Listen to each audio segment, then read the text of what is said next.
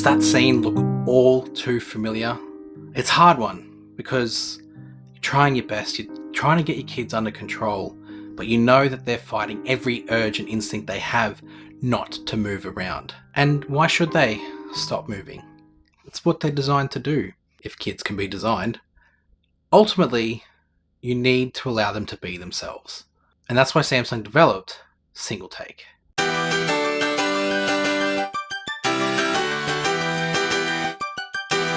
You might be wondering why I'm holding an S21 FE and an A53 alongside my S23 Ultra. That's because they all share a feature that enhances your ability to capture photos of your children. Single Take. Single Take is by far my favorite Samsung feature of the last few years. It was introduced with the Galaxy S20 series, and it just allowed you to capture a short video of whatever someone's doing, whatever event or moment is taking place, and then using AI, it extracts stills and videos from that. I want to say at the start it was about 10 seconds of video, and then gave you an album full of photos and videos that you could save and then delete the rest if they're no good or if they didn't suit the moment that you captured. Loved it. Over time, they made it faster. They've took things out that maybe didn't work, or they've added in extra things that made it even better. And we've landed at a really nice sweet spot where it can go up to 8 moments that it can save. The real benefit to it is that you don't have to think about the photos you're capturing anymore. And if you're in that in between where you can't decide whether a photo is enough or whether you want to take a video, Single Take will just decide for you. So initially it's in the More tab. So you just need to bring it down into the main part of the camera.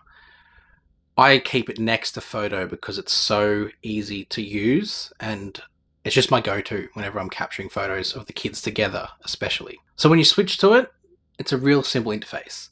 You can choose at the top right corner what types of photos and videos you want it to save. It's best to just leave it all on and let Single Take decide. And then when you go down and start taking the moment, you'll see that it's got a countdown timer from 10 seconds. Now, if it's not quite enough, there's a handy little button there, +5, that you can press and make it go that extra little bit of time to capture the rest of the moment, just in case. Now, once you've done that, you head back into the album and you can see that it's going to process. What you do from there is you wait for it to sort of process all the photos and videos that it's going to spit out, and then it's a simple swipe gesture up to actually see the results that it manifests. Some of my favorite photos of my children have been captured using Single Take because it has what's called a best shot, where it saves with a bit of a crown the best photo or moment from the catalog of photos and videos that it's captured. But you can decide which one of those you want it to be. It also will do like a filtered picture. It will do a cropped picture. Might do another filtered picture. It'll do like a little fast reverse video, so it might speed things up. It might do like a little bit of a slow-mo. It's got a whole bunch of different things that it can do, as well as saving the original video. So that's where that whole, if you can't decide between photo and video, this has got you covered, because not only does it save the photos, but it also keeps the original footage, so you don't lose that as well. Now, it does save it in a 4:3 crop. It can't be changed. And originally I was like, they should give us the option. But ultimately I'd prefer to have the moment saved no matter what format it's in. And most of my Single Take is shot portrait, so it suits the ratio of the phone. And if I need to crop in a little bit for social media, it's not losing too much.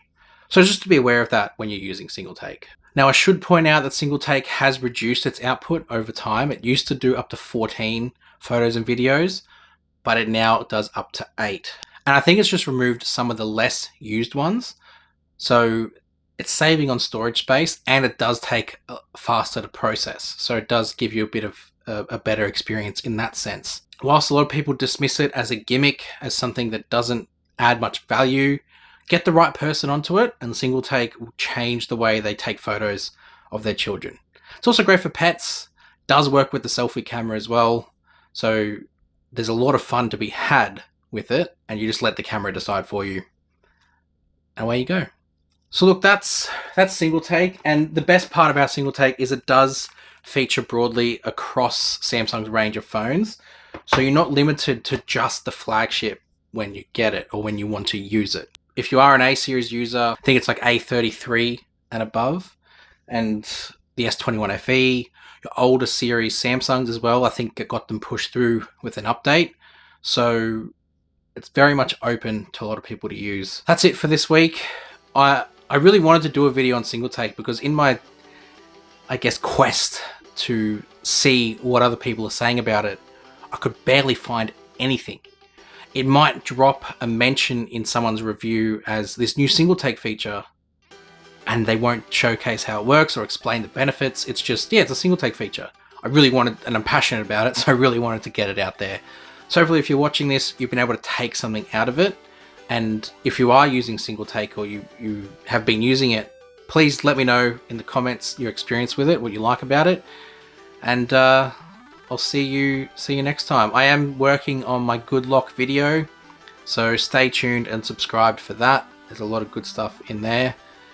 Have that on lock.